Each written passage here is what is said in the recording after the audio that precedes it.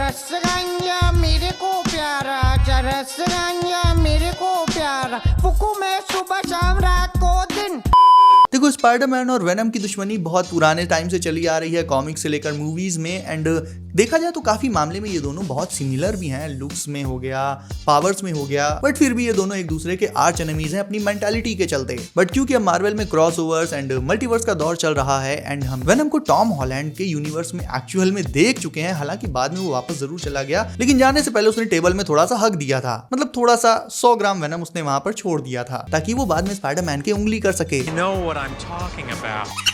अब ये वाला पोस्ट क्रेडिट सीन देखने के बाद कोई भी वो यही सोचेगा कि वेनम 3 में हमें स्पाइडी वर्सेस वेनम देखने को मिलेगा एंड लोग इसके लिए काफी ज्यादा एक्साइटेड भी हैं, क्योंकि लास्ट टाइम हमें venom versus spidey Sam Raimi की स्पाइडरमैन 3 में 2007 में देखने को मिला था, और अब आफ्टर 16 इयर्स फिर से ऐसी पॉसिबिलिटीज बन रही हैं जिसके लिए लोग बहुत एक्साइटेड हैं। बट सवाल ये उठता है कि स्पाइडी वर्सेस वेनम ये जो क्लैश होगा ये वेनम 3 में होगा या टॉम हॉलैंड की स्पाइडरमैन 4 में होगा या फिर एंड्रू गारफील्ड की द अमेजिंग स्पाइडरमैन 3 आएगी। देखो, वेनम जो है वो अपने एक सेपरेट यूनिवर्स में जो कि एमसीयू के बाहर है वहां पर एग्जिस्ट करता है। हाँ, वो एमसीयू में थोड़ी देर के लिए आया जरूर था बट वापस चला गया था। एंड करंट सिचुएशन ये है कि वेनम की फिलहाल स्पाइडरमैन के यूनिवर्स में कोई प्रेजेंस नहीं है सिवाय 100 ग्राम के, और ना ही स्पाइडरमैन की कोई प्रेजेंस है वेनम के यूनिवर्स में। बट ये कोई बहुत बड़ी बात नहीं है कि हमें इन फ्यूचर इन दोनों का क्लैश देखने को मिले।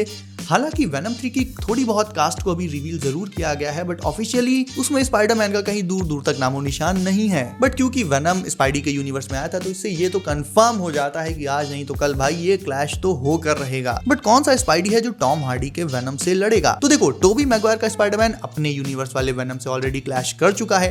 टॉम हॉलैंड को लेकर अभी एमसीयू के काफी सारे दूसरे सेपरेट प्लान्स चल रहे हैं, तो सेंस इस बात का बनता है कि वेनम से एंड्रू गारफील्ड का द अमेजिंग स्पाइडरमैन क्लैश करेगा। और देखा जाए तो मतलब इन दोनों का जो क्लैश होगा वो एकदम बराबरी का लगेगा। मतलब वेनम वर्सेस टॉम हॉलैंड देखने में थोड़ा सा बड़े और बच्चे के बीच की फाइट लगेगी, और इसमें अगर टॉम हॉलैंड जीत जाता है तो लोग कहेंगे बताओ वेनम बच्चे से हार गया, और अगर वेनम जीत जाता है तो भी यही कहेंगे कि लोग बच्चे से जीत के हीरो बन रहे हैं। But Andrew Garfield Spiderman is more experienced and more aged than Tom Holland, so उसका वेनम से फाइट करना काफी सेंस बनाता है एंड ये एक्चुअल में एक अल्टीमेट शोडाउन हो सकता है। पर्सनली मुझे लगता है it will be a better choice than Tom Holland versus Venom. इसके अलावा एक थ्योरी ये भी है कि वेनम 3 में माइल्स मोरालेस को भी इंट्रोड्यूस किया जा सकता है, उसकी फाइट हो सकती है, ऑल्दो ये बिल्कुल इम्पॉसिबल है। क्यों? मैं बताता हूँ। माइल्स मोरालेस एक बहुत ही इंपॉर्टेंट स्पाइडरमैन वर्जन है एंड वेनम 3 में अगर तुरंत माइल्स को इंट्रोड्यूस कर दिया गया तो ना ही उसका कैरेक्टर डेवलपमेंट दिखेगा, ना ही कोई बिल्डअप होगा, डायरेक्ट वेनम से फाइट होगी जिसकी वजह से उसका कैरेक्टर बिल्कुल साइड लाइन हो जाएगा। और वेनम तो स्पाइडरमैन यूनिवर्स का चहेता एंटागोनिस्ट है, तो बॉस फाइट तो लास्ट में होती है ना, तो भाई माइल्स मोरालेस का तो कोई चांस ही नहीं है, क्योंकि माइल्स को पहले अपनी एक अलग मूवी लेकर उसका कैरेक्टर डेवलपमेंट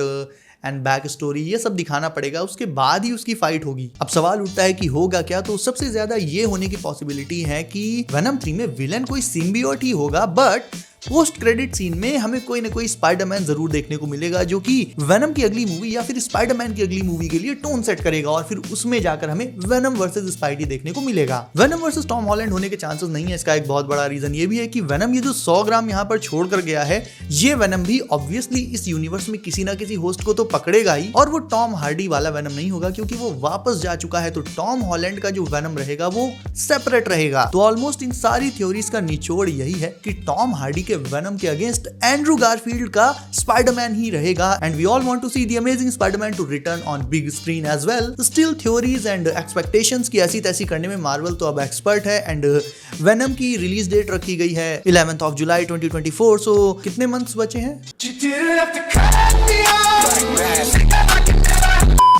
9 महीने। ये 9 महीना में हो जाएगा। तो तुम्हें क्या लगता है कौन बेटर रहेगा वेनम से फाइट करने के लिए, एंड्रू या टॉम? मुझे कमेंट्स में बताओ, देखते हैं किसके फैंस ज्यादा हैं। एंड 1 सेकंड लगेगा लाइक बटन पर टैप करने में एंड चैनल को सब करने में। सो बाय बाय, टाटा।